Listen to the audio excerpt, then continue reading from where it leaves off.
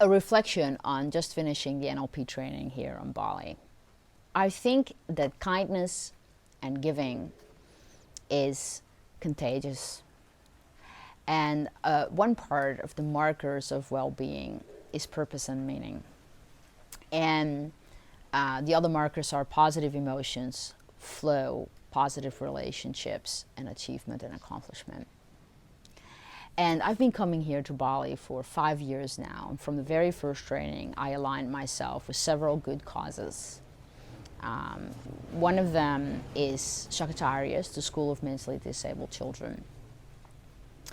We've been in a process that we bring in the catering from Shakatarias, which funds their school. I'll bring the students over there.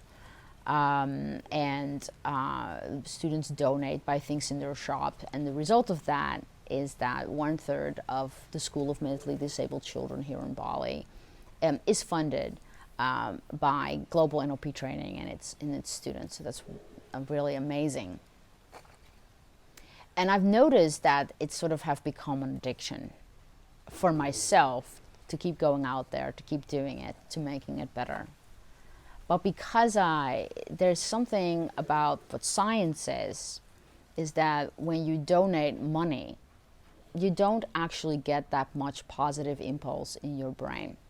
You don't get much neuroplasticity working in your favor. You don't get much positive emotion, the chemical response inside your body. That's not really that much present when you donate money.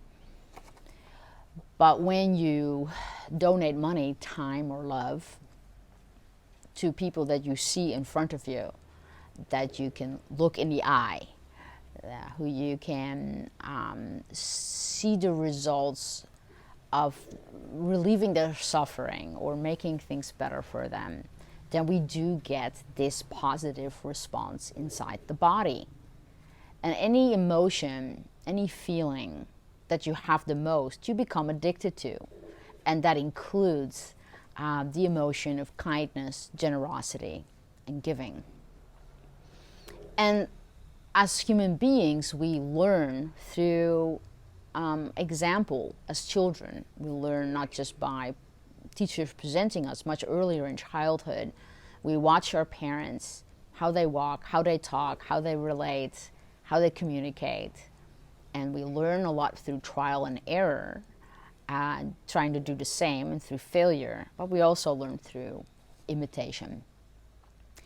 And positive emotions, when they're shared between between two or more human beings, that actually allows the positive emotion that you can create on your own to actually augment as a result of other people being also in a positive emotion and connecting together. So that's a sciencey bit.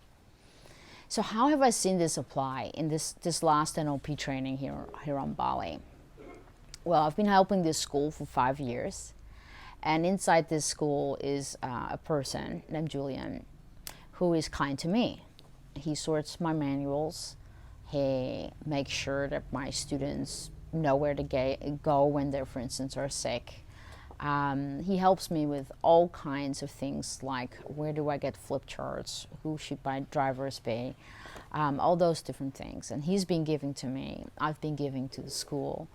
And here's the thing, is that I take the teachers of Shakatarias into my training venues.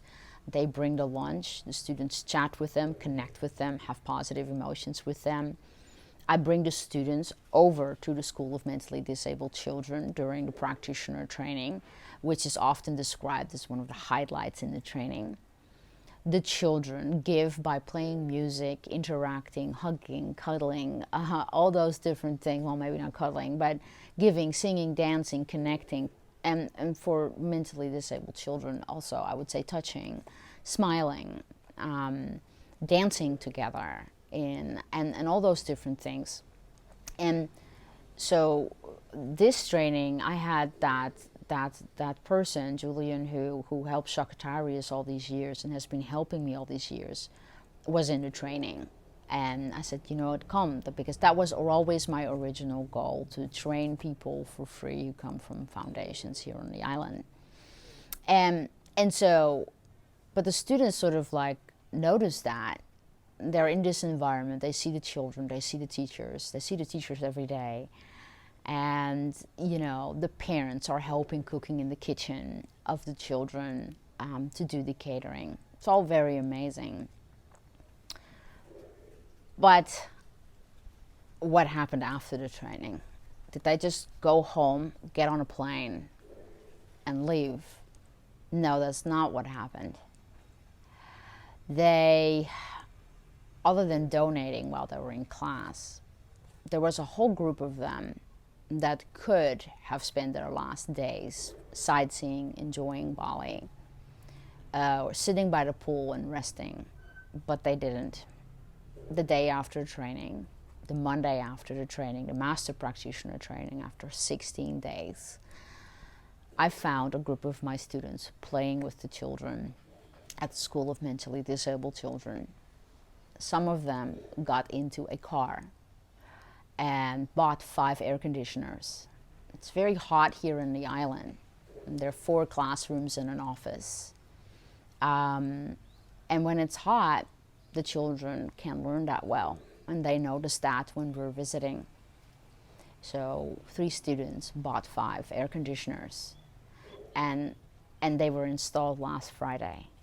And the gratitude that came back from Shaktaris was immense.